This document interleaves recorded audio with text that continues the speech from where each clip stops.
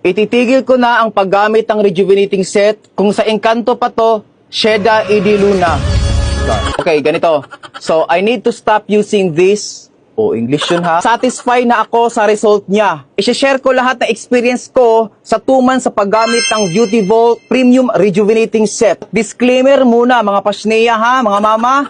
Hindi ibig sabihin kung ano yung effect sa akin, yun din ang magiging effect sa inyo. Kanya-kanya kasi tayo ng skin type. Para may reference kayo, ang skin type ko pala is oily skin, acne prone, at sensitive skin. Take note, ang rejuvenating set ay hindi panghabang buhay or pang maintenance set. Ang Beauty Vault, meron din silang pang maintenance set. Meron din mga tao na sobrang hiyang nito, kahit 1 year na ginagamit ito, okay pa rin. Pero, may mga tao din na dapat itigil din. To be honest, no, hindi talaga ako sobrang fan ng mga rejuvenating set. Siyempre, bilang nagre-review ng mga product, kailangan ko rin i-test ang mga nire-request.